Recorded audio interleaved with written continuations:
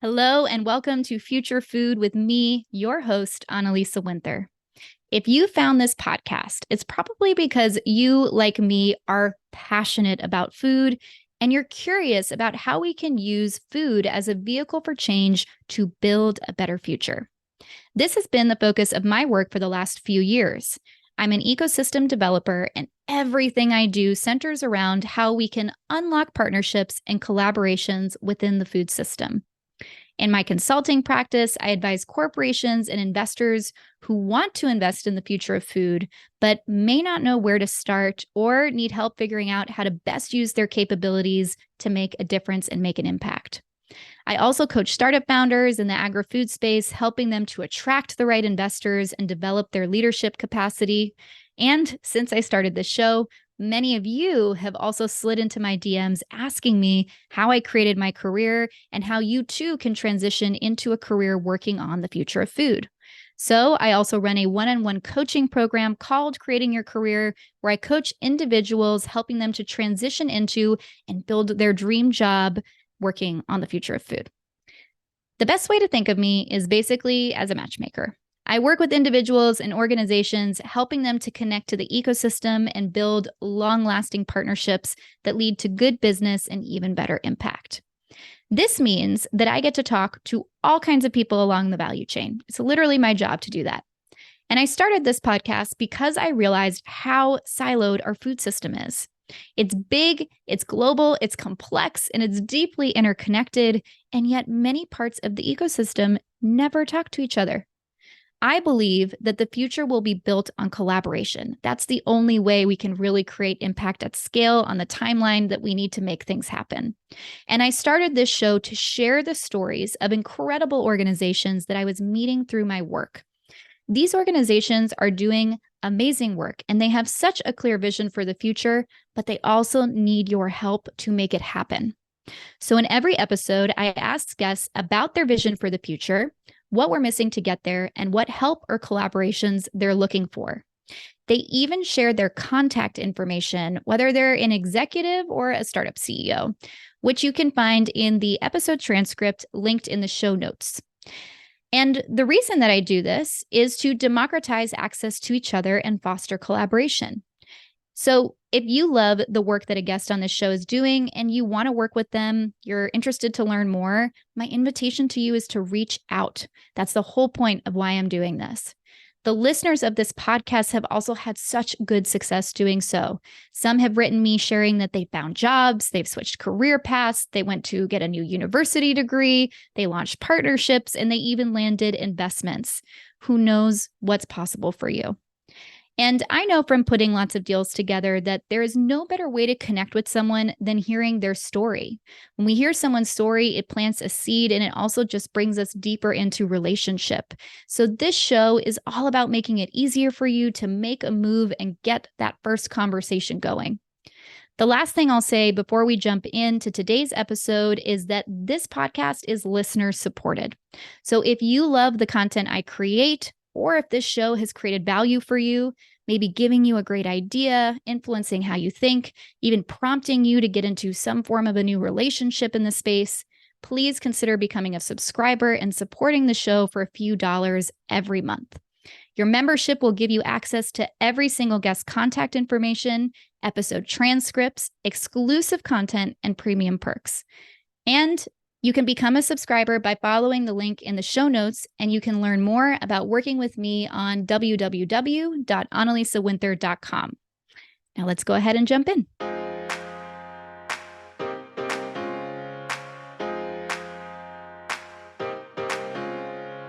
I'm very excited to bring you today's conversation, which is all about regenerative agriculture.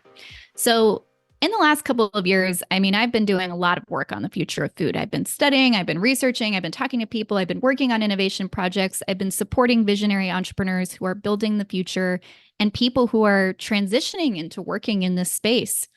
And one of the solutions that I keep coming back to is regenerative agriculture. And I hope that by the end of this episode, you'll understand why it feels like everyone's talking about regenerative agriculture and so excited, what the concept of regeneration is, which is not exclusive to agriculture. We have regenerative medicine, we have in regenerative industry, regenerative buildings. You can basically take any industry and put regenerative in front of it because regenerative is a paradigm movement. And it's really all about thinking, how do we exist in harmony with nature and start living as if we were part of a greater ecosystem and part of a greater whole? And at the same time, looking at how do we maximize life? So much of how we've been running businesses, conducting businesses is about extracting and destroying life and taking, the most that we can, as opposed to looking at how do we create solutions that really support the whole and benefit the whole and maximize the capacity to hold life on our planet, whether that be in the microbes of the soil to the flora and the fauna to the people on the planet. So this concept starts with regenerative leadership. And both Philip, who is my guest today, and I went through Laura Storm's regenerative leadership course. And it's an amazing course. I'd highly recommend it. I'm going to drop the link in the show notes if you're curious to learn more. But what I love about this episode is that you're not only going to get a crash course in what is regenerative agriculture, but we're also going to talk about what it means to start the regenerative transition and embody that from yourself, from within, and then how that ripples out into everything else. And Philip and I have known each other for a little over a year now. Philip is on the board of Top 50 Farmers. So in addition to running my coaching practice, I also work with a lot of corporations on innovation projects and public projects where I work as an advisor, as a mentor, as a consultant. And I've done work on the microbiome. I've done work on the future of taste. And most recently, I've been doing a lot of work around regenerative agriculture, including on Top 50 Farmers. And the idea of Top 50 Farmers is that to accelerate the regenerative transition, particularly in Europe, we need to spotlight the farmers who are leading the way and really put them at the front of the movement because they're the ones working in the fields. They have so many of the answers. And even when I talk to corporations who have commitments around transitioning their supply chain to regenerative agriculture, often there's a connection missing where they're not talking directly to the farmers. They're not co-creating, they're not ideating, they're not listening to the solutions that the farmers have. The farmers know exactly what they need. They just need the outlet to say, hey, this is what's required, whether that be financing, whether that be how they sell the commodities they're growing, whatever it might be. So we're going to get into that. We're going to talk about how this whole space works. And particularly with Top 50 Farmers and why Philip's been so amazing is he has an incredible network of farmers across Europe. Since 2019, his company that he co-founded with Evo is supporting farmers across Europe in the regenerative transition by providing a supportive community that's free for any farmers to join, context-specific transition knowledge, and transition finance in the form of carbon and biodiversity credits. So they are deep in this space. And we are working with them, one, because of his sage advice, but also because we want to find diverse role models and really spotlight the farmers who are leading the movement of regenerative agriculture. So we know that they are creating the innovative business models. They are showcasing how you can make a good living. They are really figuring out new ways of farming that haven't really been seen before, that aren't part of the old paradigm. We're stepping into the new paradigm. So we're going to get into all that. We're going to get into the crash course of what is regenerative agriculture, but we're also going to talk about regenerative leadership. And what I love about Philip is that not only he literally lives and breathes this every single day. And when he is not working and visiting farmers around Europe, he lives in a mountain range in Portugal where he is rebuilding an abandoned village into a music and art residency along with a regenerative farm with a whole bunch of his friends. And he talks a lot about how he is working on becoming a regenerative leader, again, going back to that idea of it starts with you. And I appreciate this because similarly, I've been applying a lot of principles of regeneration in my own life in terms of how I think of building my business. But this is also something I work so deeply with my clients on in terms of, one, creating your career. I think it's good to start there. And Philip is a great demonstration of what it means to create a career based on the life you want to live, based on a life that you love. And when we create our career, we step into a role of being an innovator. And you can create your career if you're working inside of an organization, just as much as if you're an entrepreneur. But the notion is that you're creating based on your desires and the life you want to have. And you stop listening to what everyone tells you should do, or you think you should do, or you think you have to do, and just go from that place of, what do I feel called to do? What do I really want to do? How do I want to live? And then how can I create that? And when we create from that place, that's where I see such incredible innovation born. And once you know what you want, once you have that vision, that desire, you then have to hold it. And this is where the sustained growth and sustained work comes in. And it's also what I work with entrepreneurs on or leaders on in the visionary leadership program, is that when you are someone who is trying to change the world and trying to birth a new idea, trying to change the norm, you have to hold your vision for the future no matter what. And you are going to run into so many obstacles and people who tell you it's not possible, or things that try to get in your way, which is where it's so important to come back to your values and your vision for what matters. And that ability to hold a vision, to be a visionary leader, is also something that Philippe and his co-founder embody so beautifully. We're going to talk about how they navigated fundraising and how they've been building an organization to really live by what they want to see in the world, and just hold that no matter what, no matter how much people are like, you're crazy. So this is a super juicy conversation. If you're interested in Top 50 Farmers, please contact me. We are partnering with organizations who are working to scale regen ag across Europe. I would love to talk to you. I'm in charge of the network. Please send me a DM, write me an email, let me know.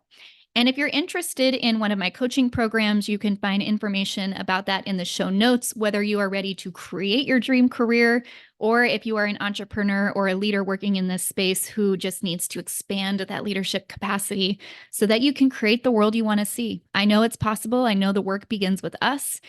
And I think this is a really good example of what it looks like to embody that each and every day. So enjoy. Hello, Philippe. Welcome to the Future Food Podcast. It is my deep honor to have you here. Hey, Annalisa. Pleasure to be here. So I've known you for, I guess it's about over a year now. And we first met each other through Top 50 Farmers, which is a project that you are on the board of, and I have been part of getting started, which is focused on regenerative agriculture, and specifically how we're going to scale regenerative agriculture in Europe.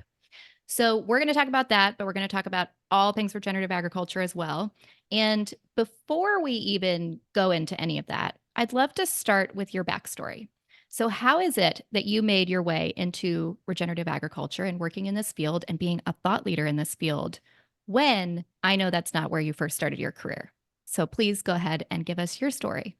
I guess we start in the beginning and then get more detailed as we get later through life. I was born in the German countryside, close to the Dutch-German border, small village called Geilenkirchen, next to a city called Aachen, which one might know. I grew up in an agricultural context. So my godmother had a farm of 140 hectares.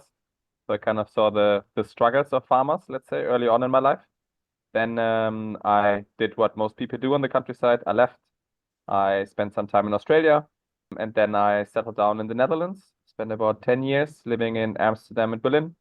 Really loved living in both of those cities. Studied there, started also an NGO, started a nightclub, ran a nightclub for 3 years, and found myself in the impact tech sector, building up different tech impact startups, among others Fairphone, which some of your listeners might know as well. I really enjoyed living in the city, but I also missed nature, especially in the Netherlands. I missed nature. And I was starting to think, let's say in my mid-20s, how can I combine the people that I love in the city with my desire to actually be on the countryside? And I also love traveling. And I've been traveling a lot around, and especially also in Europe. And so I was trying to look at where are places where something that I could imagine as a living context would be possible. I spent some time living in communities as well. Found it's very hard to share a kitchen or a bathroom with like more than 5 or 6 people. Usually that tends to lead to some conflict. So it was clear for me that village life is actually the way of living for human beings that makes most sense for me. I think there's a reason why humans have gathered in villages for hundreds of years. Then I fell in love with the place where I am right now, which is Portugal, all the way on the west of Europe, which is, due to its location, kind of always feels like the part of Western Europe which is the most neglected, especially outside of the big cities, Lisbon and Porto. Lisbon and Porto have been gaining popularity since Ryanair, the big low-cost airline in Europe, is flying there. But the rest of the country is still very empty, especially if it's not at the coast. And in those areas, houses essentially have been falling apart and people have been moving from the countryside to the city. And that led the Portuguese government to pass a law that you can buy broken down houses and you can fix them up without any planning permission. which as a German is quite a crazy thing, because in Germany you need a planning permission to raise your fence or to put a new color on your house. And then after a search and a few more longer stories that are not for today, I think I ended up buying an abandoned village together with a few friends, which has a few hectares of land and several broken down houses. The village was inhabited for several hundreds of years until the 60s in Portugal. And then it stood empty for 35 years. And just so people can put things in context, this village cost a lot less than a one-bedroom apartment in Amsterdam. So we paid in total around 230,000 euros. This is all broken down, but there's a waterfall in the village, there's a river going through, and we started fixing up the houses, and we also started looking at the land, and that's what got me first into permaculture, and then into regenerative agriculture, and that's kind of what then led me down my path that I'm currently on, and that I'm very happy to be on. I think one of the things I find so fascinating about your story into entrepreneurship is that, as you mentioned, you grew up in an agricultural community. And then you went to the big cities. And I know you worked on several very interesting projects. And I actually think it's worth mentioning a bit more, both Fairphone and the Love Foundation, because both are very clear on having a clear mission, a clear vision, and then doing great work through community and bringing people together, which are skills that I know you use heavily in your work today with climate farmers. So can you just talk a little bit more about that journey of how you went from, I grew up with agriculture, I grew up in a pretty traditional agricultural community, to then realizing, okay, companies can be a vehicle for change, organizations can be a vehicle for change. And then let's get into how climate farmers started. It's a pleasure. It's actually nice because I speak a lot about regenerative agriculture. I haven't spoken about Love Foundation in a very long time, and it's been my first tattoo, and one of my only two tattoos is coming to the Love Foundation. Yeah, so when I was studying in the Netherlands, in Maastricht, a beautiful city in the south of the Netherlands, I also got into electronic music culture. And I also did an exchange semester in South Africa. And I think until that exchange semester, I was organizing parties essentially for fun and to make some extra money while studying. And then on that exchange semester, I had the quite cliche, I have to admit, like epiphany of like Western person going there and realizing, okay, first of all, money is not the path to happiness.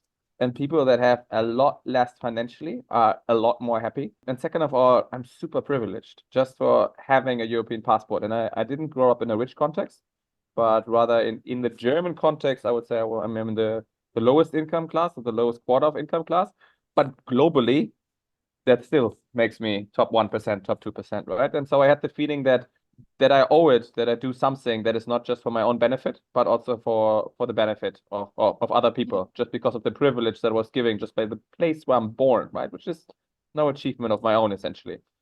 And so it was very logical to combine my passion for electronic music and organizing parties with wanting to do something for a bigger cause, especially because I don't know what your experience is, but most of the time, what I realized is when you go to benefits parties, like they're usually not done by people that actually know how to throw a good rave, but they're done and people go because it's for the good cause, right? And so the idea was, why don't we combine those things? And so we initially organized raves, organized parties, and we donated all the money that we were making to do water development projects. Water, because I think water is the essential source of life. If you don't have access to water, another realization I had in South Africa, everything else doesn't matter. Whatever problem you think you have, if you don't have access to water, that problem doesn't matter. And so it made a lot of sense for us to say, let's focus on the very basic thing. Every human being in the world should have access to clean drinking water. And that's a world that I would love to strive for. And so we organized these parties. And a friend of mine, he actually drew the logo that we were making, which is like, I don't know if you can see it on the camera. Yeah, but it's a love logo. And so we put this logo on 50 t-shirts and we sold, and then the party was sold out, the t-shirts were sold out. And we did the same thing again. And we started building a community around this. So people that bought the t-shirt at one of our parties, recognized other people, they started making connections. And then other people came and they wanted to organize not a party, but a football tournament or a theater play. And everything was always done for free. So nobody ever got paid, no matter how big the artist was, but everything was always done out of love. And then the thing, to sum it up, the thing escalated completely. And people that were active, actually one person in America, from America that was doing exchange in Maastricht, brought the idea with her to Santa Cruz in California. Another one brought it to Perth in Australia. And we basically said, if you were active for 6 months in one Love Foundation hub, then you understand how we're working, and then you can move to a different city and you can take the idea with you. And all the people, all the different hubs are connected. Slack gave us a free license. So we were communicating on Slack. We were making a lot of playbooks and helping people to organize things and having artists travel from city to city through us getting a gig abroad, but in exchange also never getting paid, just getting the travel expenses. And then within 3-4 years, we grew to actually at some point we had more than 1,000 people worldwide active, organizing all kind of different events. But all of this was, of course, always unpaid. There's a certain limitation how long you can do it. And so after 7 years, I actually left the organization and it's still running. During the pandemic, we definitely took a hit and a few cities closed down, but also new cities opened up. And I love the fact that I'm not involved at all anymore.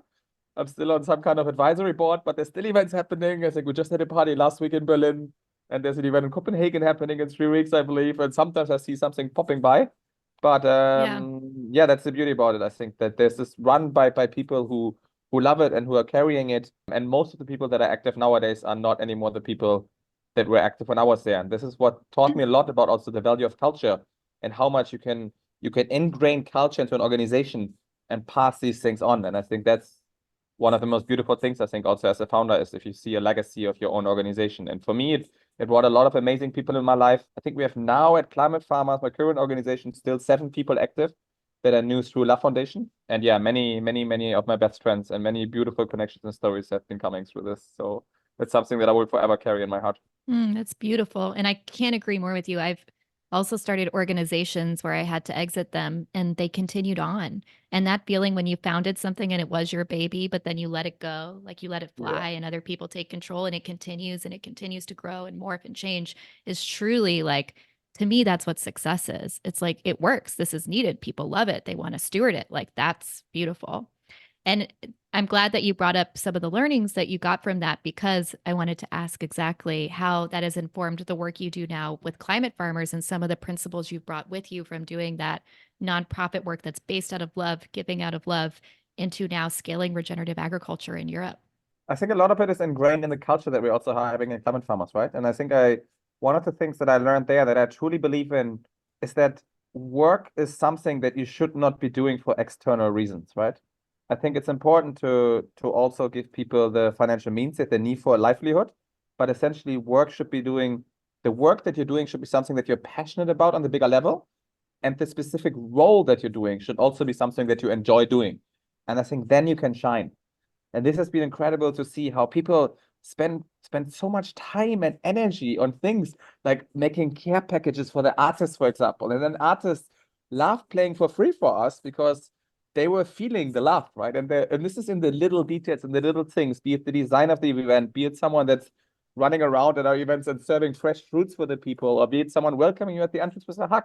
You just always had people that really cared for what they were doing because they wanted to do that thing.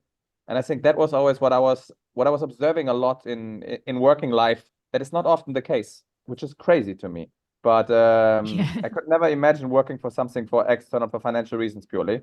But still, it seems that a lot of people are doing it. And I think the beauty at Climate Farmers is now that we have an organization that can people pay a fair livelihood so that they can afford to live where they want to live and to raise a family. But at the same time, I'm really looking for people where I know that this is the one thing they want to do with their life, and to enable them to shine and to grow in that way. That's one of the core things that I'm really deeply thankful for to La Foundation, because that has taught me that very early on in life. Amazing. And to me, that is what visionary leadership is. When I coach entrepreneurs, it's about figuring out, what is your soul calling? What is your soul purpose? How do you want to? I think that's what innovation is. Like, it's really listening to, how do we do something differently? And what I loved about your career so far is that you've consistently looked at different models for growth, different models for doing business, and been so persistent in saying, we don't have to do it the way that everyone else wants to do it. We can do it our way. We can do it in a way that lets people live their passion and live their love. That is possible. And that's innovation. That's entrepreneurship. It's actually daring to go where people haven't gone before and creating something that doesn't exist yet. So I think it's fair now that we actually talk about what Climate Farmers is, because we've dabbled a little bit, we've circled it, but can you explain, what is Climate Farmers? What do you do, and how the organization started? The purpose of Climate Farmers is to support farmers in the transition to regenerative agriculture. And in that, the vision is also to make regenerative agriculture mainstream in Europe. And the bigger underlying idea behind that is to help humanity to find its larger place within the ecosystem again. I think many of the issues of our times are due to the fact that, especially in the last 50, 60 years, humans have largely seen themselves outside of nature.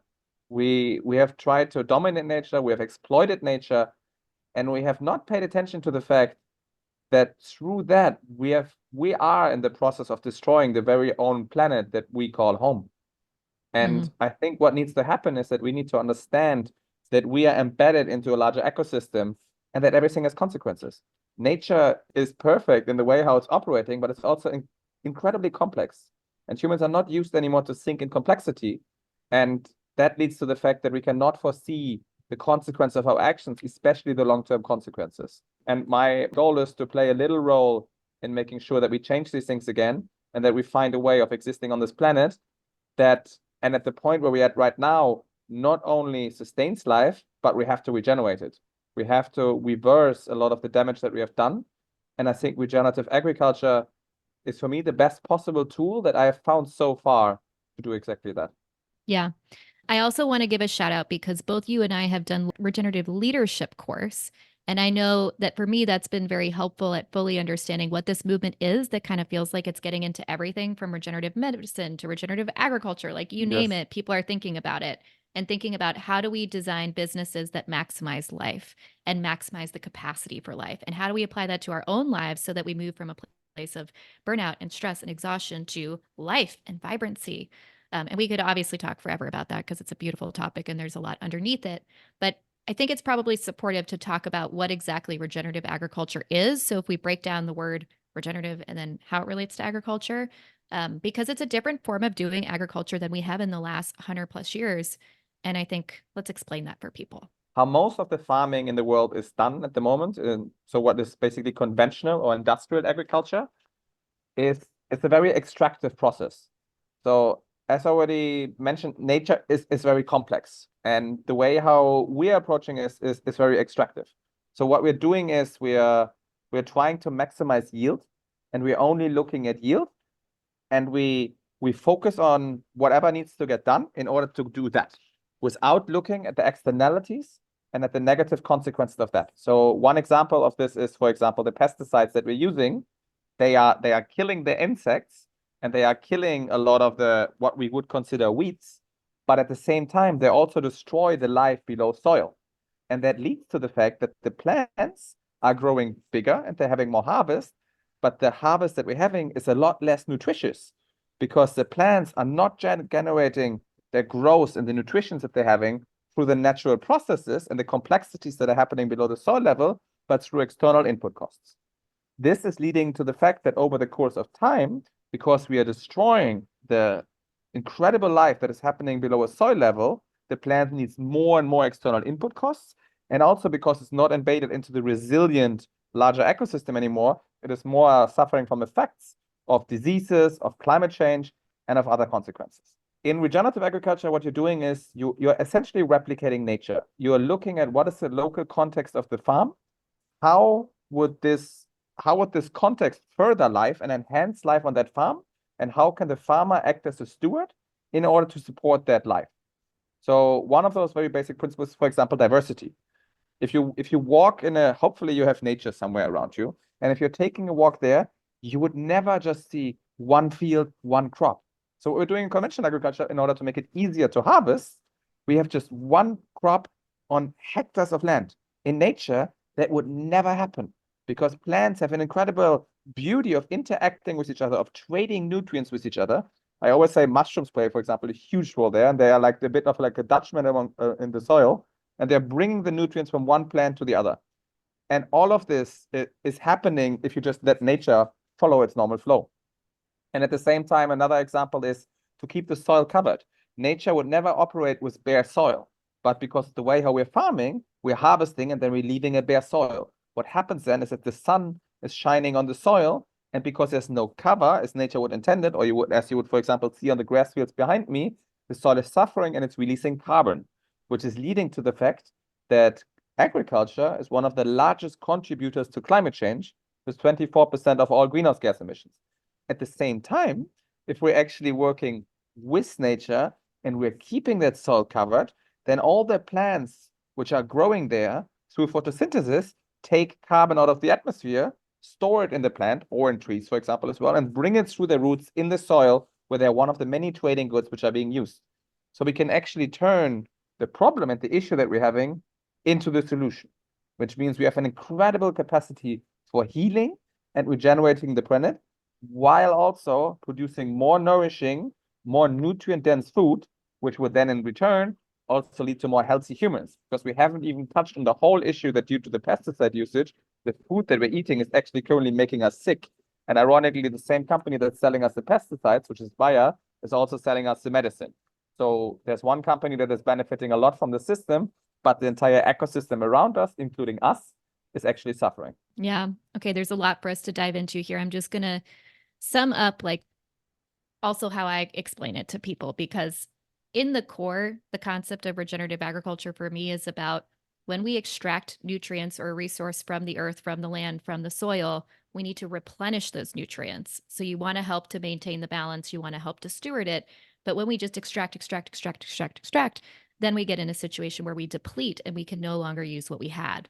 So, of course, this, agriculture is complex, but this is also what leads to deforestation, where when you deplete the nutrients in the soil, many times we cut down forests, we clear other land so that we can access that soil, which leads to a further ecosystem problem. And you talked about a few of the other things that regenerative agriculture helps to address, but it's also about storing carbon. It's about cleaning the water. It's about maintaining biodiversity. It really is us. I love what you said before too, that it's about us moving from thinking that we can dominate and control nature to working with nature and realizing that we are part of the web of life. We are one piece of that. We are not better than, we are not above, we do not have control. There's a great episode I did with Melina Abelson, who's from Greenland, where she talks about how they have a word called imaka. And imaka means like, we'll see, because the weather is bigger than us and the weather decides what's going to happen. Like, we don't actually know, especially in a place like Greenland, which is very harsh, if we're going to be able to go tomorrow. Like, we don't know if we can fly. The wind might be too strong. We don't know if we can go to our neighboring town. There might be too much snow. Like, imaka, we will see. We will see. Love that.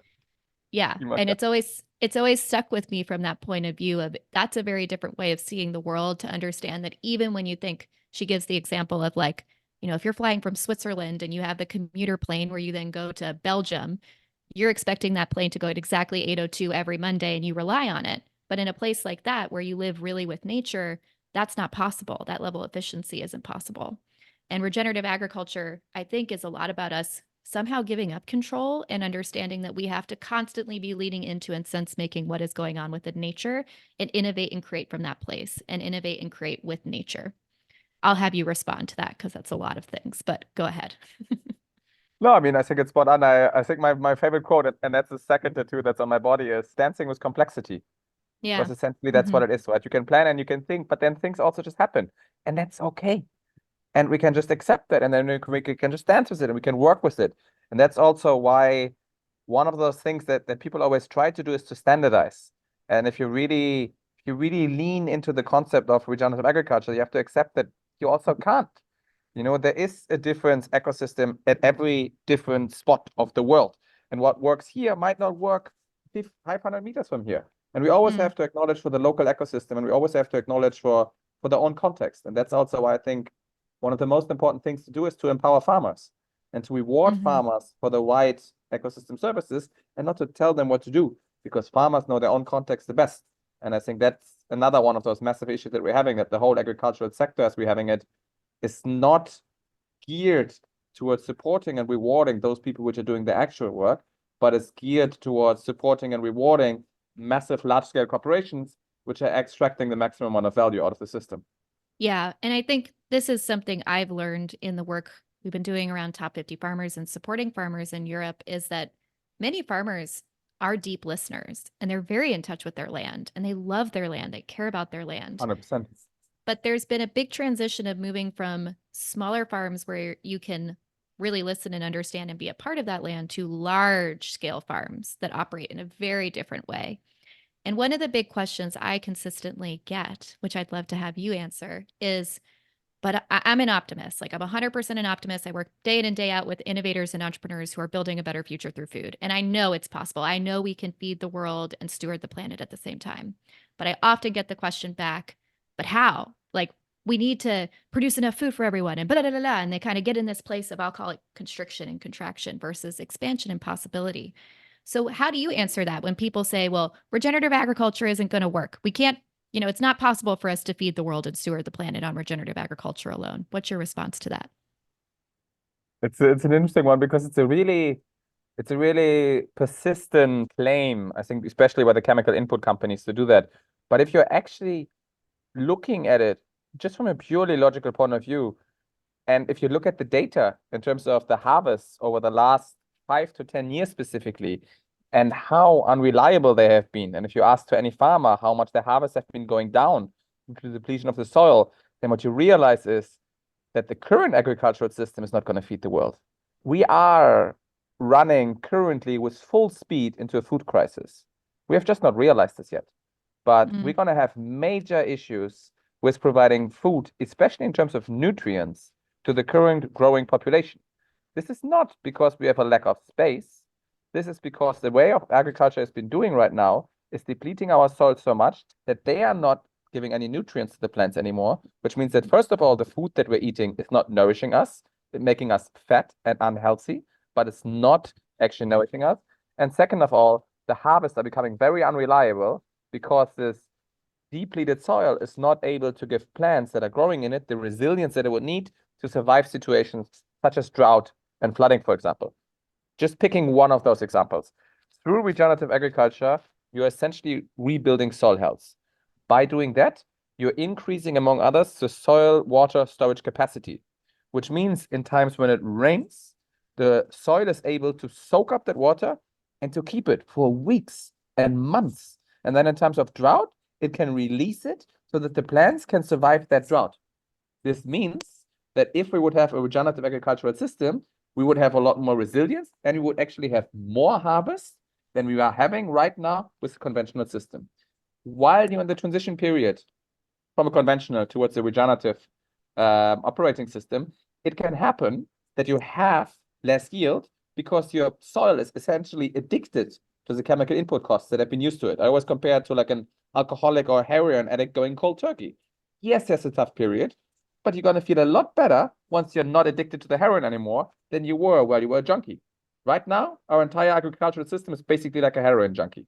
And we are on the way to taking it from cold turkey towards a healthy human being.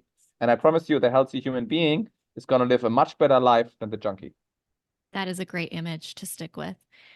I would love for you to then dip into how Climate Farmers works. And I do think it's important for us to cover how Climate Farmers got started, because going back to the community aspect, you have spent a lot of time talking to the people who are on the front lines of this crisis and who are on the front lines of dealing with the land. Many of us, we just go to the grocery store. We don't actually think about the whole supply chain and what it takes to produce the food that we eat and consume that sustains us.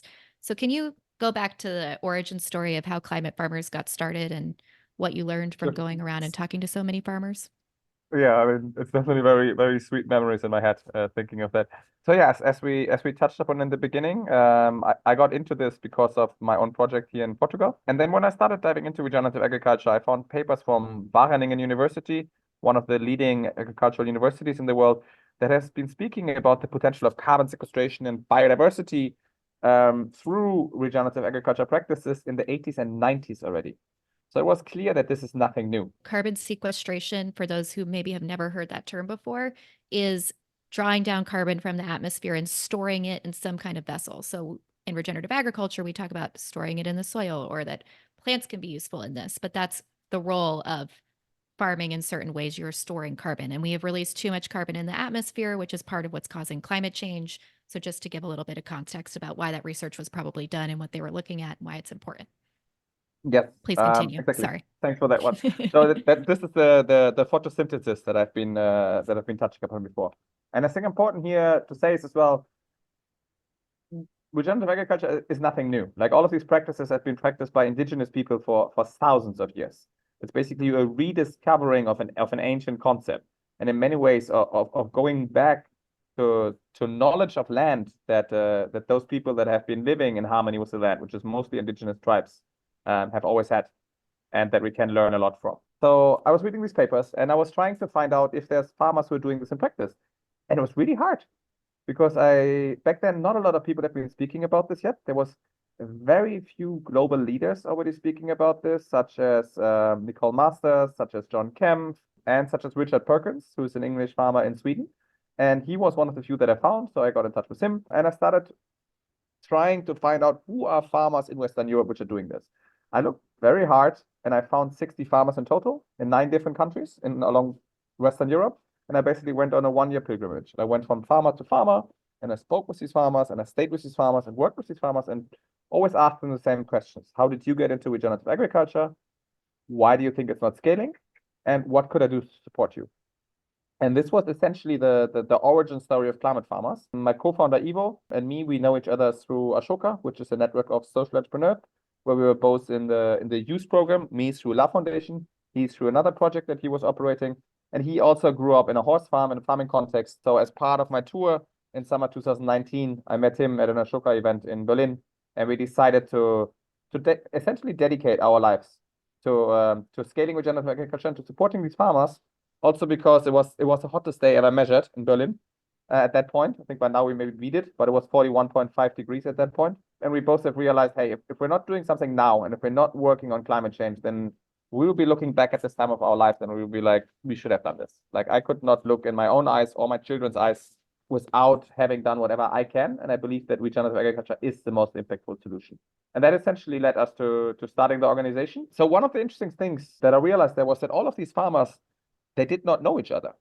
And many of them actually felt lonely because they were doing all these regenerative practices, but the local farming community was very indoctrinated by the chemical farming sector. So they were also like, what are you doing? Why are you moving your cows on a daily basis and planting seeds in winter? And so what was very clear is that this sense of belonging can be something very powerful, especially in the tough first years. And so we initially started as a non-profit, which is a Climate Farmers Academy, where we connected these farmers with each other, online and offline. It started just before the pandemic, but then the pandemic came. So we had Zoom calls, basically, where we invited experts and where we invited the farmers to exchange with each other. We also tried to set up a fancy platform called Mighty Gathering, but farmers did not like to log into fancy platforms. So we're doing most of our communication on WhatsApp. Every farmer I ever met has WhatsApp. And it's amazing because these groups are still existing now and people are writing in there on a daily basis, discussing anything from partners with their spouse and their children to farming issues. And it's just beautiful to see. And at the same time, we also realized that financing is a major part of the issue. And especially the situation that in our current agricultural system, farmers are only getting paid for yield. So how much do you produce, but not what are the side effects of this? So if you're releasing carbon and you're destroying biodiversity, or you are sequestering carbon, as you explained, or you're increasing biodiversity or increasing soil storage capacity, you get the same amount of money for your yield. And that's a problem because farmers are essentially businesses. So they need to run farms which are profitable, which is why they very often have to run the farms in such a way that it's geared towards maximizing yield at all costs. And so what we started to try to do is to enable farmers to get paid for other ecosystem services. Now, I would love to be able to pay farmers for biodiversity increase and for soil water storage capacity. Unfortunately, that's not yet the world that we live in, but we are living in a world that has finally realized that, as you mentioned, carbon is a problem, which is why you can get farmers paid for sequestering carbon in the soil. And that's why we then applied to the Google Impact Challenge on climate, where Google puts every year 10 million euros into a pot to work on solutions in quotation marks to climate change. And we applied there with a plan to write a methodology in order to generate carbon credits for farmers that are transitioning through regenerative agriculture and are sequestering the carbon in the soil. And amazingly, we won back then. It's still crazy to me because at that point we had a few friends who were helping us out. We had me and Ivo had a founder scholarship and got 1,000 euros a month. We had no other financial resources, and a massive shout out here to Melina, a very good friend of mine also who I know through La Foundation, who essentially designed the deck for us, and Ben and Fabio who are writing the application with us. And we were selected as one of 10 startups worldwide. And we got a 650,000 euro grant from Google. And then that enabled us to start paying people, start hiring a team. And then here, shout out to Katarina, who's also a friend who I know through La Foundation, who was writing that methodology majorly. And it took us 1.5 years. And since 2022, we are verified. And since last year, we're generating credits for farmers across Southern Europe, and thereby being able to alleviate the pain, the financial pain of the transition by paying them at least for one of those ecosystem services. And I wish we're slowly moving in the direction that we can also start paying them for the other ones, because they are at least as important as that one. But unfortunately, society has not arrived at that point yet. What are ecosystem services and how do farmers get credits? How does this work? So ecosystem services are side effects, essentially, of doing the right kind of doing farming practices, which are more in line with nature. So one of those examples is, for example, if you have a more diverse field and you have a variety of plants and you have a farm which is much more replicating nature, then what that does as well is it attracts insects. And these insects are then pollinating. They also attract other animals, such as birds, for example, and you just have a lot more wildlife happening on the farm, which could be measured. And your listeners, or you might have heard already about the fact that we have a massive insect issue right now. Bees are dying, bumblebees are dying, and ladybugs is another one of those, which were very present in my childhood, and they're not there anymore. And even though many people are not the biggest fans of insects, they play an essential role in the fragile ecosystem of our Earth. And I think Albert Einstein has so famously quoted, when the bees are gone, humans will be next. And I think that's true. And through regenerative agriculture practices, we can increase that biodiversity again, and we can actually increase insect population. And we can measure that. It's relatively easy actually to measure that. There's a lot of amazing other organizations out there which are working with this. But the problem is, we have still not realized that we should be doing this and that we should be also rewarding farmers for doing this. And that's why we are selling, for example, carbon plus credits, where next to the carbon, we're also offering the opportunity to pay farmers for biodiversity. We haven't, unfortunately, found a lot of companies that are willing to do that. So we have a partnership with, for example, Nature Metrics, which is an amazing company which is using a technology called eDNA in order to measure this. Yeah, it's still not something that that we have arrived at, where private or public sector is willing to pay for. And another one, as already touched upon, was, for example, the soil water storage capacity, which massively increases the resilience of farms towards droughts and floodings. So we had a lot of floodings in Europe, for example. Just my hometown, Gelsenkirchen, got flooded in 2019. There was 31 billion euros in damages due to flooding. These damages happened because our soils are so degraded that they can't soak up the water. And that's why you have erosion, and that's why you have the water going over and basically destroying entire villages. If we would start paying farmers for the ecosystem service of increasing soil storage capacity, we could have prevented the 31 billion euros in damages. We could have prevented a lot of suffering, and we would have stored that water in the soil that would then actually be helpful in preventing the next drought again.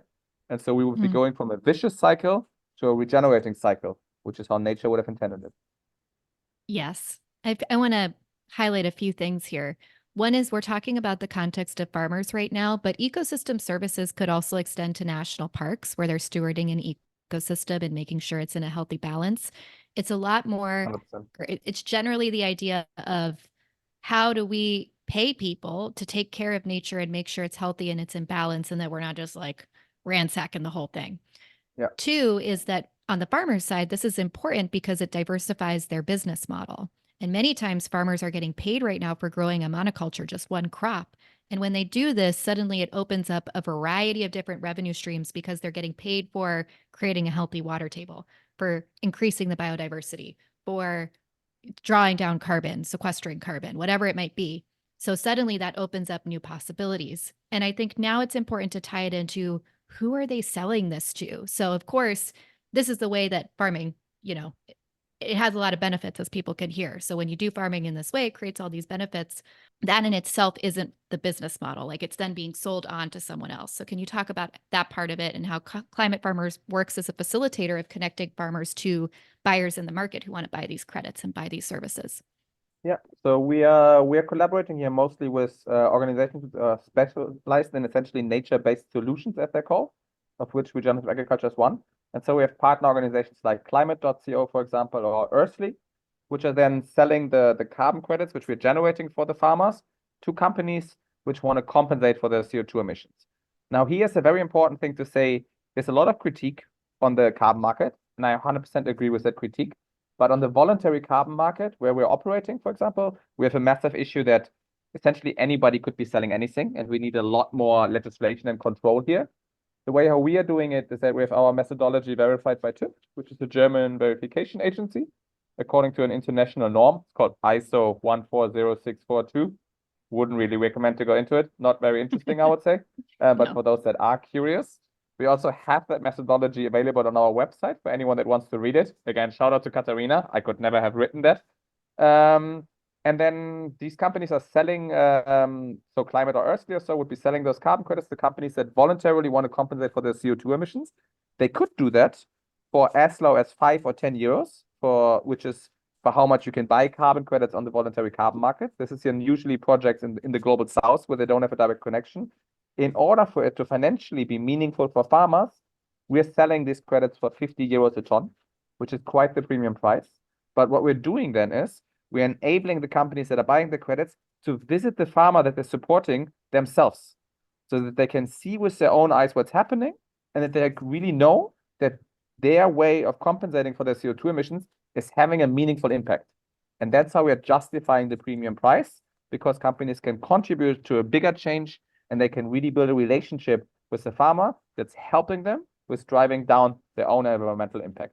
And this brings us into a conversation around insetting and offsetting. So we know that corporations or companies in general, even us as individuals, we create a carbon footprint, or not even, there's also been a lot of critique on just saying it's a carbon footprint because the footprint's bigger than that. We have a water footprint, we have the biodiversity, like multiple things, but we have a footprint just by living our lives, just by doing business.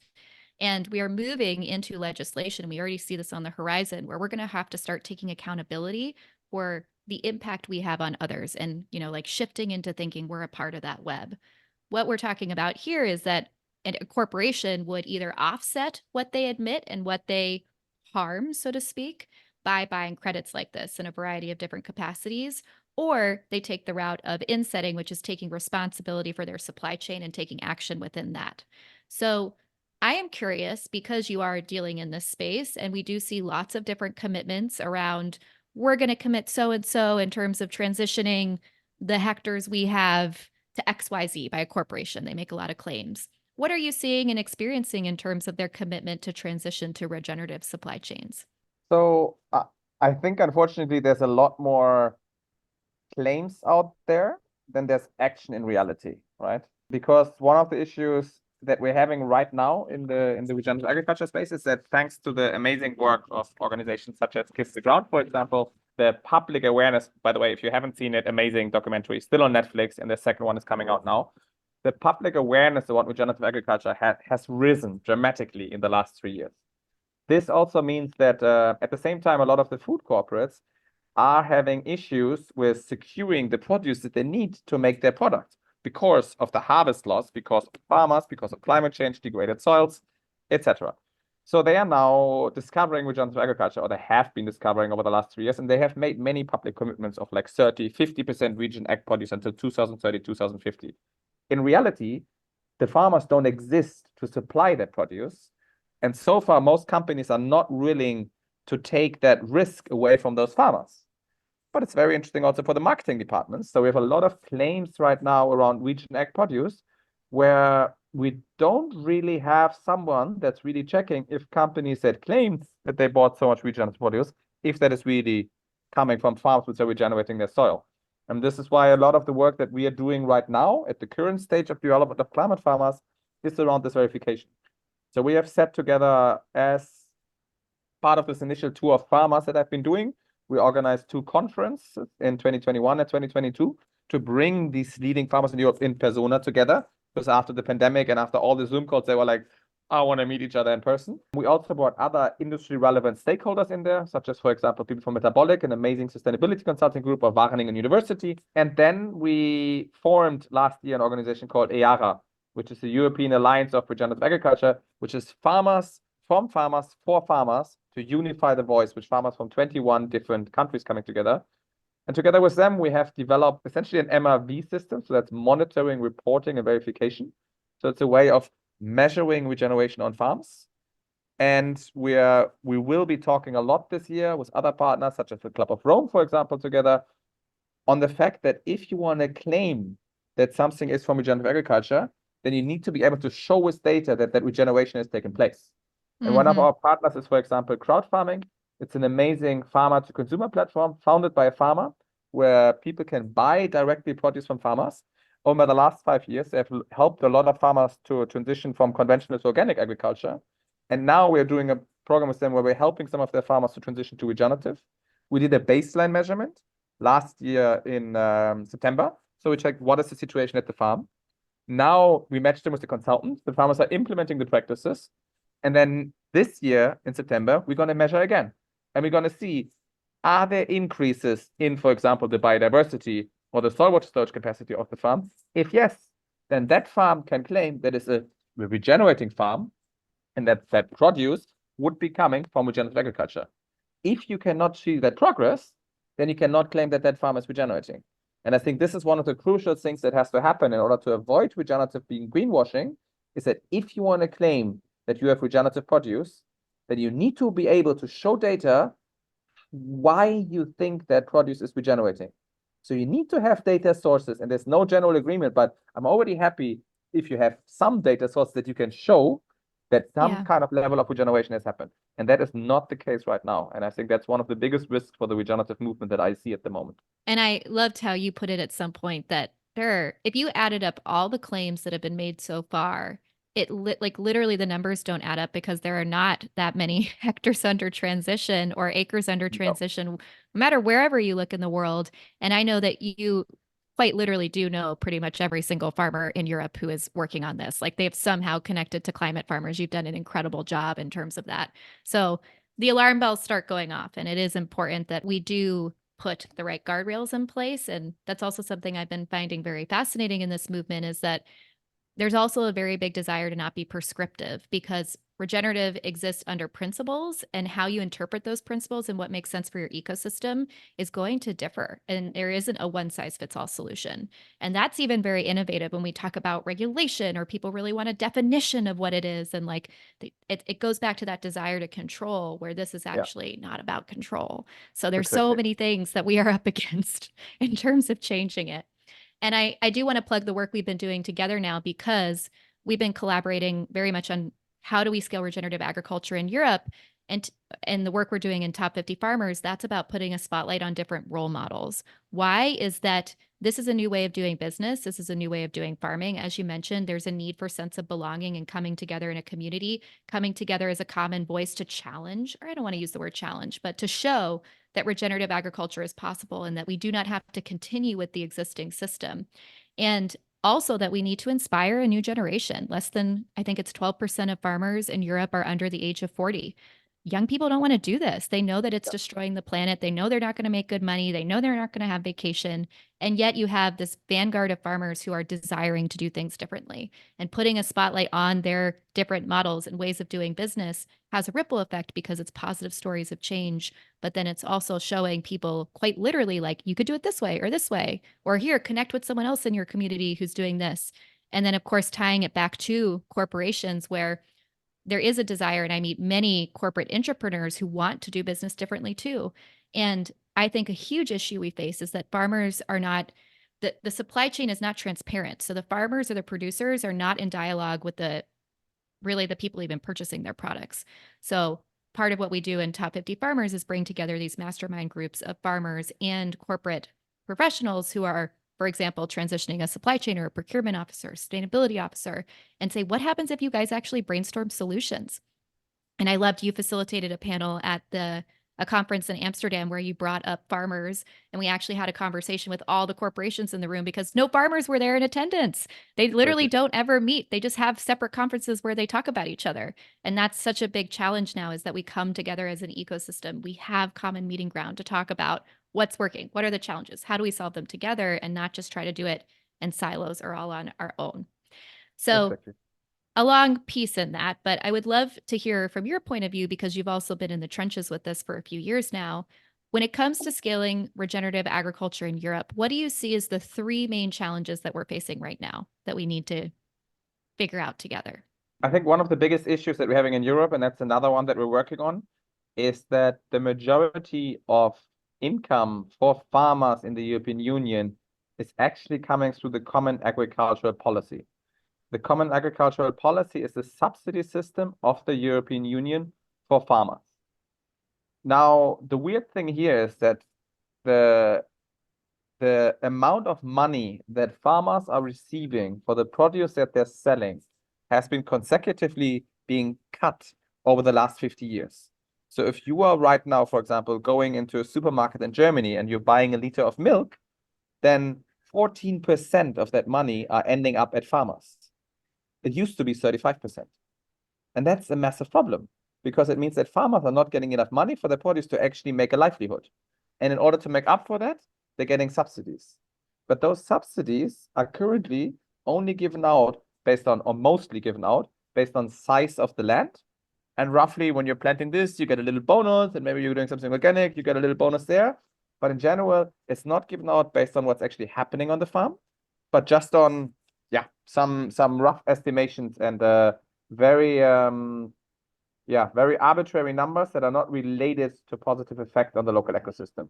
So what we would love, or what we're doing on and where we're trying to work on, is that we bring outcome-based ecosystem service payment into the common agricultural policy so that farmers are actually getting rewarded by the government for example, increasing biodiversity. So that's one major issue. Second major issue is the whole education system. I spent in summer some time on one of our farmers in northern Germany, and he is like a training farm. So he receives young farmers in training on his farm. And it was interesting because he had people there and they had to unlearn on his farm what they were taught the 2 weeks before at university. Because the agricultural system, there's still no regenerative agriculture bachelor existing in Europe right now. Schumacher College, as a private institution in the UK, is going ahead with having regenerative agriculture training. But if you are studying agriculture, if you are a young person that wants to go into agriculture, in Germany, for example, you have representatives from Bayer giving lectures in the university about their amazing fertilizer products. That's so messed up.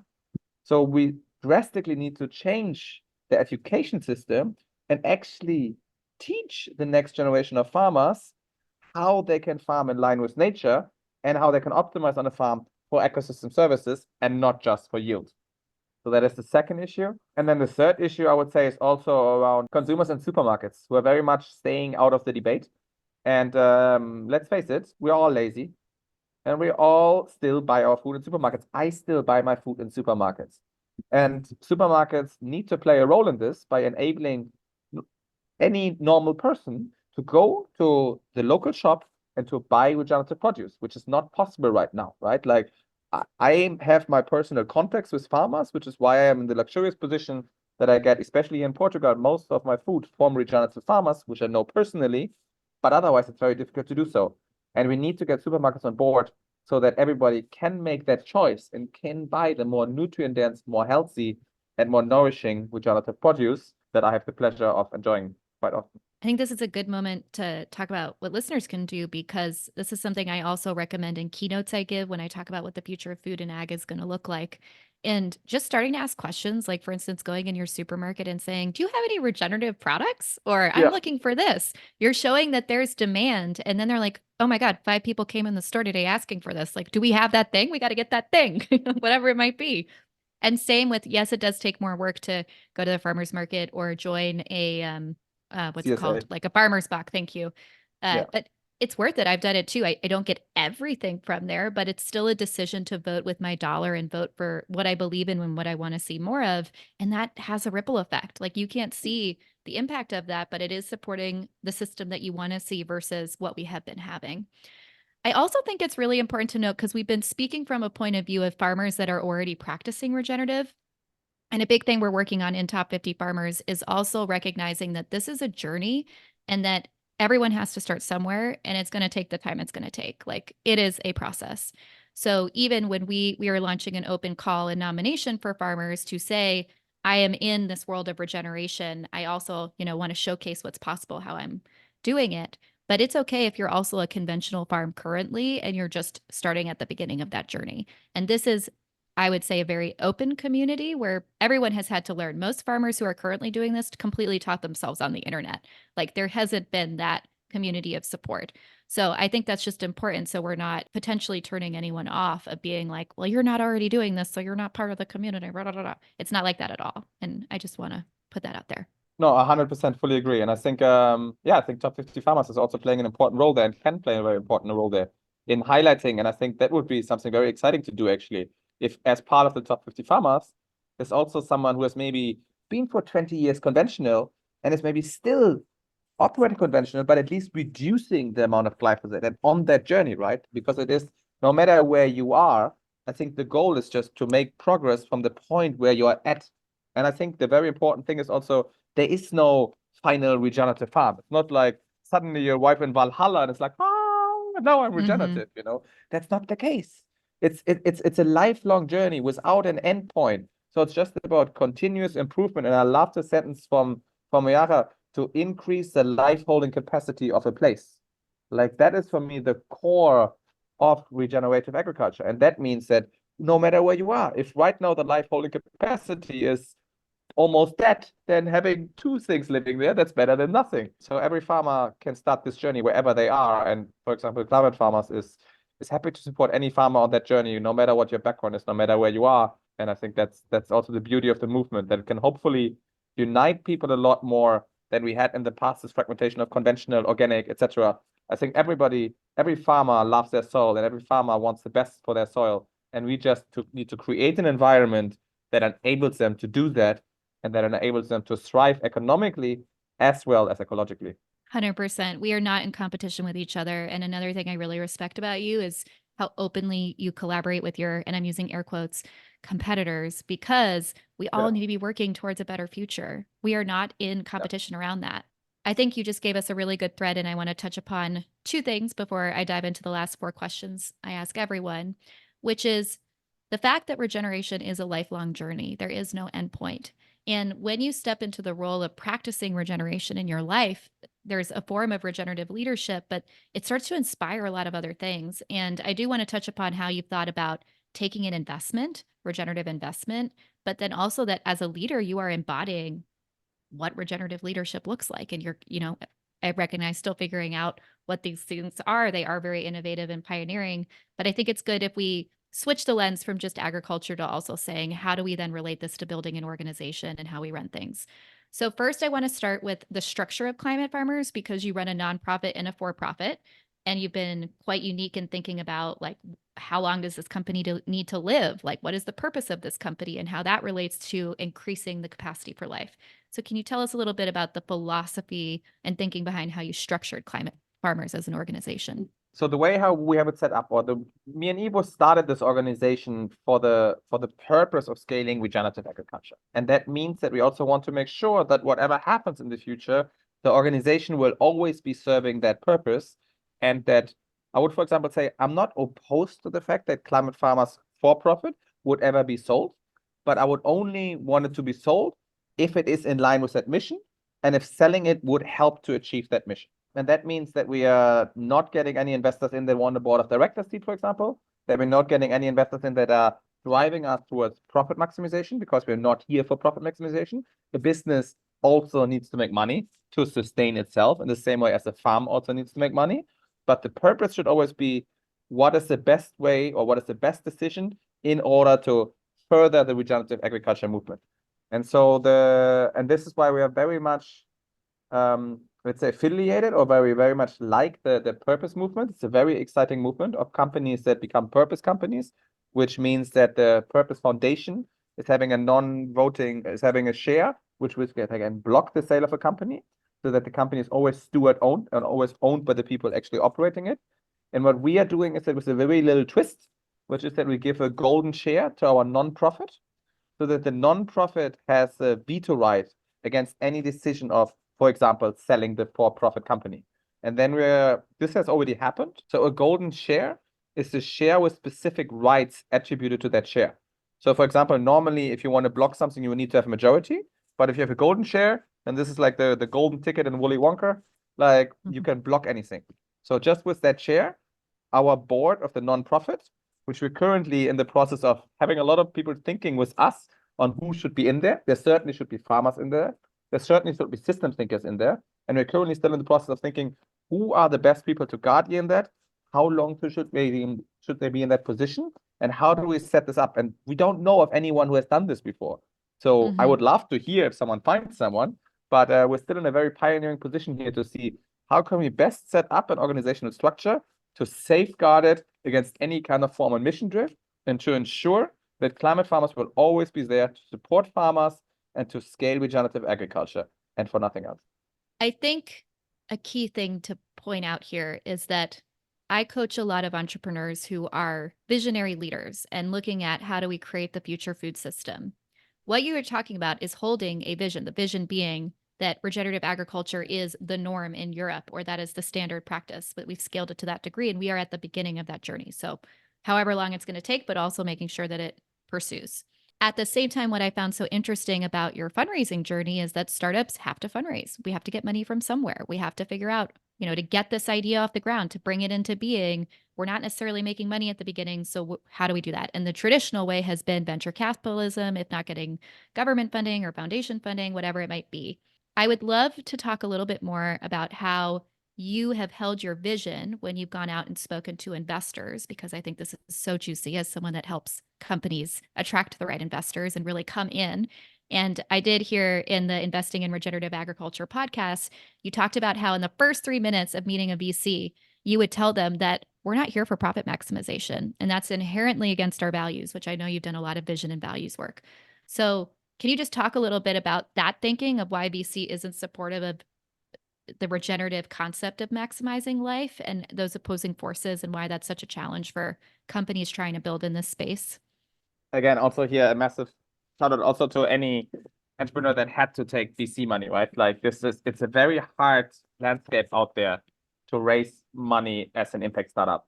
The problem that we're having in our current system is that in the capitalist system, same as in the farming world, everything is laid out at profit maximization. So the way how VC funds are operating is, venture capital funds, is that they are receiving money from private people, organizations, and then they have the mandate to invest that money into startups. And then at some point, they buy a share, for example, in a startup like Climate Farmers, let's say 5%. And then they're betting on the fact that the value of that share increases, and then they can sell the share for a larger amount of money, and then they can return that money to the partners which initially invested in them. Most VC funds have, for example, a lifetime of 7 to 10 years. So the people who originally gave them money are expecting to get that money back within 7 to 10 years, ideally with a surplus. So they give you 1 million euros, they would like to get more than 1 million euros back. Usually VCs then promise something, let's say like a 20% profit. So you give us 1 million, we will give you 1.2 million back in 10 years. That leads to the fact that obviously they're filtering for organizations which have the highest chance of return on investment. The very ironic thing and twisted thing, if you ask me now, that I wasn't aware of is that impact VCs are operating on the same principles. So all these hundreds and thousands of impact VCs that have popped up in the last years would make you think that there's a lot of money available for impact startups. But the problem is they don't have to report back on the impact that they're having. They also have to report something on the impact, but essentially what they're mostly looking for is companies that are doing something impact related, but specifically that they are able to return their money. So the money is still the driving factor. Whereas in an impact startup, the way how I'm thinking of it, the money is a side factor, but the impact is the main factor.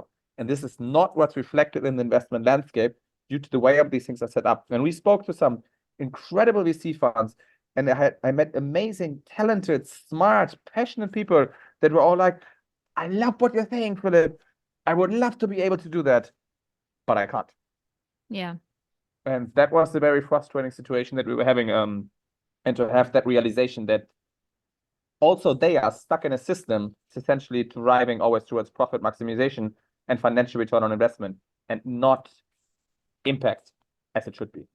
And I really want to commend you because I know you held out until the right thing came along. And just to go back to the example I was giving, like you would tell investors when you'd meet them this very clearly, like if there is a choice between supporting the farmers and doing what's best for them or maximizing for investors, we're going to choose the farmers. And they would be like, sorry, we can't support you. We can't invest. So this is important to point out because we talked a lot about supply chains, but financing is so important, and the financial structures we have, the models, how they work, even whether we talk about supporting farmers financially or we talk about supporting the companies that are coming up to support them, we have to rethink everything. And I would love for you to just put a few more words on how you kept your faith, because again, it is very hard to fundraise as a startup, and you do reach, I'll call it the fork in the road of like, do I keep holding the vision and holding the values and waiting for that match? I know it's coming, versus this money is on the table. Like, I think we just got to do it. Like, that's kind of, but I do see it as a choice. So how did you navigate that and then finally get funding? I have to say also, like last year, June, which was I think the high tide was I think one of the toughest months of my life. It was the first time in my life. So, and I think it's also important to say this, like, I would not recommend to people to become an entrepreneur. No, I love what I'm doing, but it's also, it consumed me. And unless you're working on something that you want to allow consume you, don't even start getting into it, because I have spent basically every single minute of my day thinking and working on this for many months. I had, for the first time in my life, the fact that I couldn't sleep. I had no appetite. I lost a lot of weight. I started getting health issues, and the stress levels were something that I hope most people will never get to experience. So I think that should be sent ahead as a disclaimer, because I think entrepreneurship is too often also celebrated, but it's tough. And I think especially because I love our team, I love all the people, and I know they're super passionate, but co-founder Viva, we had a phase of several weeks where we had the choice of taking investment from VCs, which were insisting though on the board of directors seat, which would have meant we would have lost complete control of the company, or we had to start thinking about letting people go that are super passionate and that it took us months and years to find and to form. And this was the two choices that we had, and both of those were not good choices. And what we chose was to try to hold that tension until it wasn't possible anymore. And while we were holding that tension, we were in the lucky position that we had already built up quite a network and a reputation. So we had a lot of contacts through people like the BMW Foundation, through Ashoka, through our friends at Project Together. Long story short, through that we found an angel investor, which shared our observations. His family, his parents were owning a supermarket chain in Germany that they sold in the 90s. And through this, he was able to inherit a larger amount of money. And he said, I want you to enable to achieve your mission. And so he gave us what we call a subordinate loan. So we were planning on raising 2.5 million euros. And he gave us a loan over these 2.5 million euros with a 3.5% interest rate, which is a very, very, very good deal. And we only have to start paying back this loan in 2 years, which gives us time to reach that profitability. And that enabled us to keep full control of the company. And we're still very, very thankful to him for helping us with doing that. That's amazing. And we do have to give a shout out to philanthropists, investors, people that are willing to use their money differently and experiment with this, because it's kind of experimental. Like, I've been working in the space for over 10 years and I have not heard of something like that before. So kudos to you all for coming up with that. And I'm just curious, before you went out fundraising, had you done clear vision and values work, or did you discover that in the process of having these meetings and figuring out like, who are we aligned with versus not? Because I think that's really important. And I see it a lot with early stage entrepreneurs, is that if they don't know that going into the meeting, they're not going to be in a great negotiation position, because you can get steamrolled, or people have different intentions. That you have to know who you are, what you want, the future you want to see 10 years from now, and just hold that. Like, you will then find your people from that point. But if you're people pleasing, so to speak, or trying to get them to do, and then you change your vision and your mission and blah, blah, blah, you're not going to end up building the company that you set out to build in the first place. So did you guys do that work together as co-founders before, or was that something that happened in the process? Both me and Ivo have quite a few years of experience in the impact sector. So I think we knew that this is the baseline for any company, right? Like you cannot go anywhere if you don't have that down. So I think the values and the mission and vision of Climate Farmers were the very first thing that we started with to get aligned between us before we even started getting other people involved, because only with having that clear, you can then attract people, you can tell them, this is who we are and this is who we are not, right? Which is also why when we're interviewing people for hiring, we also don't see it as interviewing them. We're seeing it as getting to know each other, right? Where we're also sharing, this is who we are, this is who we are not, this is part of it, this is what's good, this is what's not good. And we also ask them to counter interview people from the team. And we ask the team on what should we share with people that are coming in, so that people are fully aware of what they're getting themselves into. Because unless you have that clear, you can also not attract the right kind of people to work with you, to work inside your organization, and also to invest in you. Oh my gosh, this is so good. Besides working with visionary leaders, I do a lot of coaching around creating your career. And in my world, that is both creating the position you want in an organization. If you join a startup, you're going to have to create what you want to do. Like they might tell you this is what needs to be done, but there's always more. Same is true actually in a large corporation. There's always something else. Whether you decide to do entrepreneurship or work within a company, it doesn't matter. We're all in the business of creating our dream life and creating the world we want to see and what we want to do.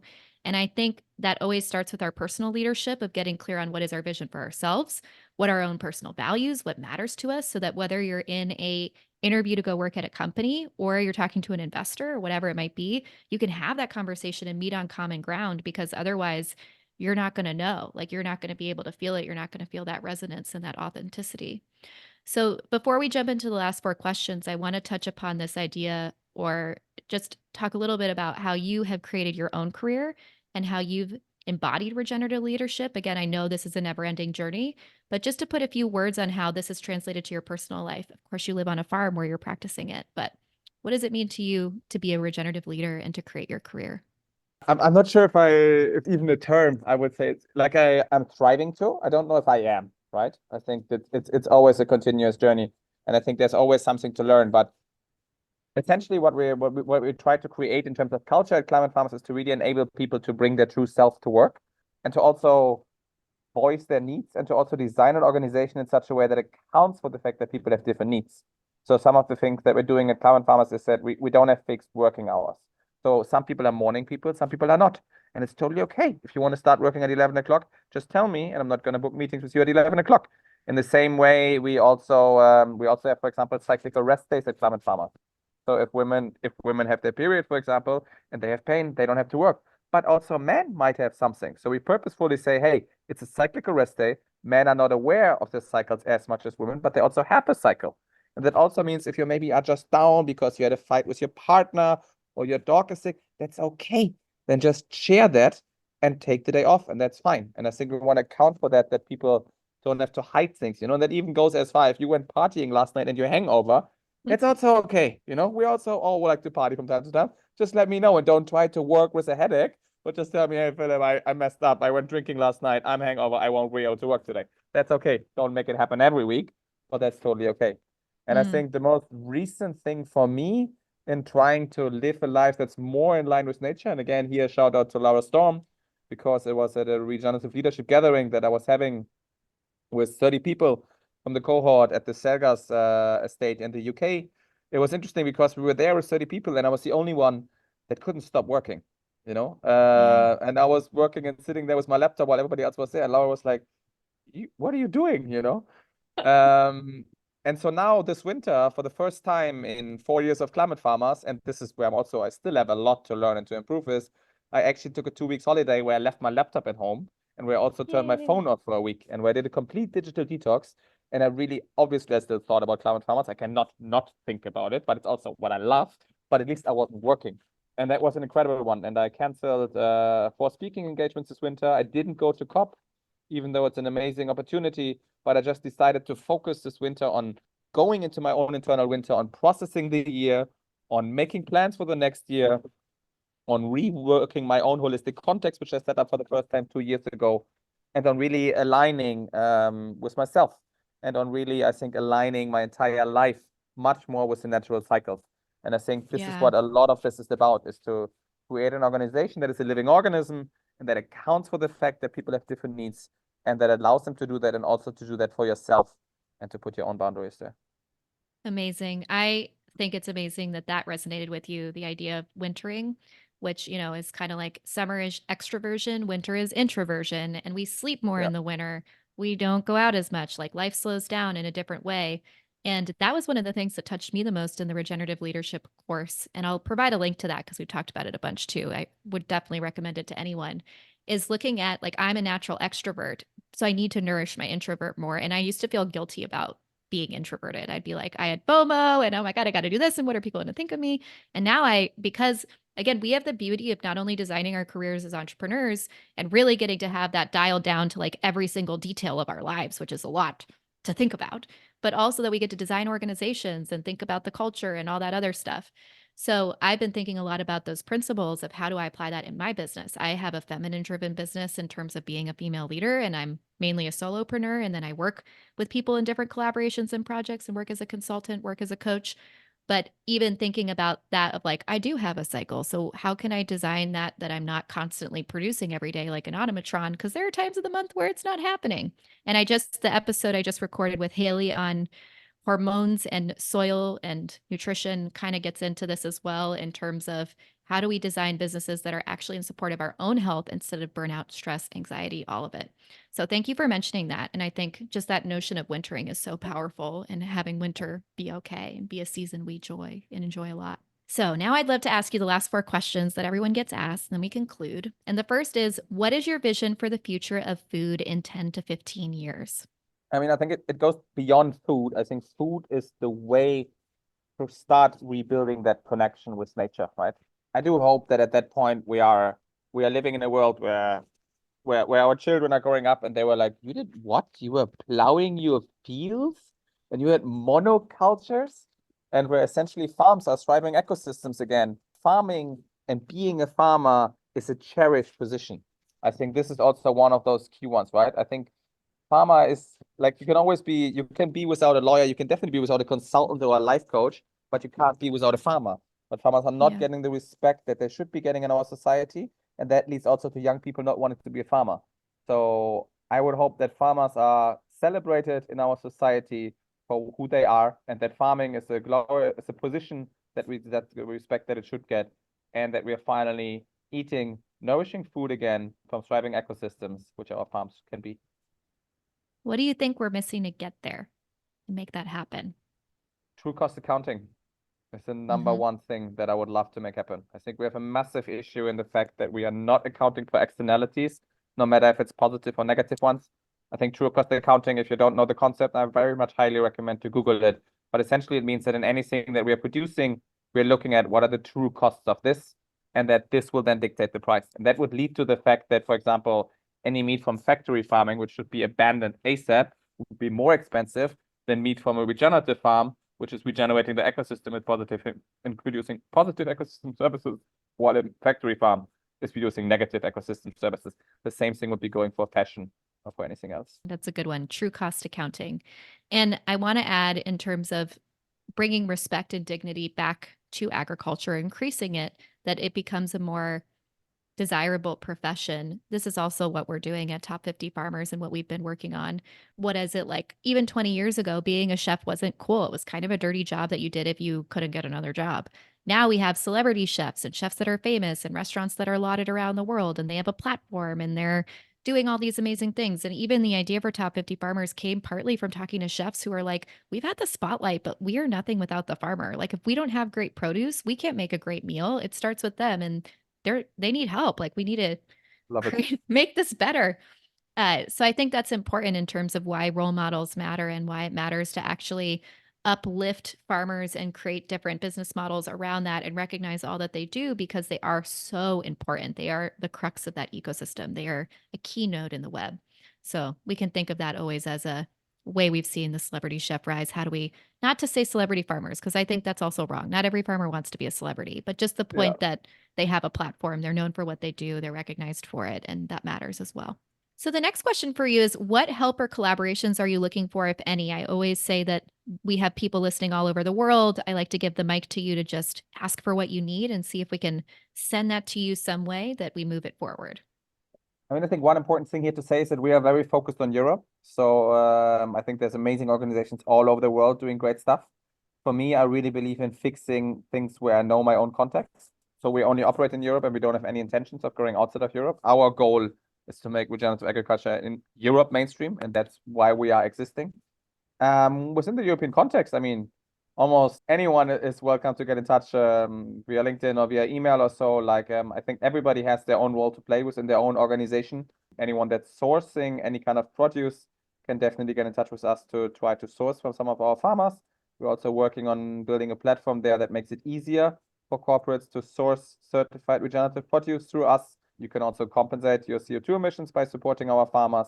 Or also, if you don't want to get in touch, just get in touch with a local farmer, join a local CSA, or as you said, go in the supermarket and ask for regenerative produce. I think everybody has their own role to play, and everybody can do something within their own context. This may be a good clarification. Could listers buy, if they're in Europe, from your farmers? Are they selling direct to consumer? Does it depend? Like, is there a way for them to also start buying from a regenerative farmer locally through Climate Farmers or elsewhere? Where should they go? We started in the very beginning. I still love the hashtag Eat Climate Change, but we started in the very beginning of Climate Farmers with also doing directly farmer to consumer. It was a logistical nightmare, and I'm very happy that there's organizations like crowd farming existing. So, for example, through crowd farming, you can buy produce.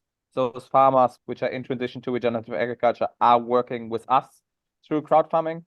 If you're in Portugal, for example, there's Talho dos Manas, which are delivering food through our farmers. So it depends again on where you are, but there definitely are ways of buying produce directly from regenerative farmers. Some of those are with our assistance, many of those are not. Awesome. Thank you. And what is the best way for someone to get in touch with you if they want to reach out for any of the reasons you mentioned? I think LinkedIn is my only social media platform. I'm not on Instagram. I still have a Facebook account, but it's very old and not really used anymore. But I do love LinkedIn for the power of the network, and it's the one platform that I'm using. So that's always the easiest way of getting in touch. And I heard we have a great Instagram account. And I'll also say that you're a joy to follow on LinkedIn. You're often posting about what's going on in this space and really interesting pieces. So even that is worth a follow if you're just curious to learn more about this space. Well, thank you so much for coming on. We covered so much ground in this, and I'm very appreciative. The work you are doing is important. It's amazing. And I hope that everyone has enjoyed today learning just a little bit more. We hit the tip of the iceberg of regenerative agriculture and everything that exists underneath that. So it's a good launch pad, I hope. It was a pleasure, and it's a pleasure to be working on this together. I'm very excited about what we're going to do with Top 50 Farmers. All right, that's all for today. What'd you think? If you enjoyed this episode, leave a 5-star review or a comment with your thoughts. You can also send me a message directly on LinkedIn or Instagram. I'm Annalisa Winther on both platforms. I also love hearing about your wins and what inspired you about this episode, so please share that with me as well. If you really liked it, consider becoming a subscriber of the show. Doing so gives thanks to me and also supports the creation of more awesome content like this. You can sign up to become a subscriber using the link down here in the show notes. And if you'd like to learn more about working with me, you can read about my coaching programs and investor services on my website, www.annalisawinther.com. Thanks again for listening, and a reminder to hit that subscribe button to be updated about new episodes. I'll see you next time.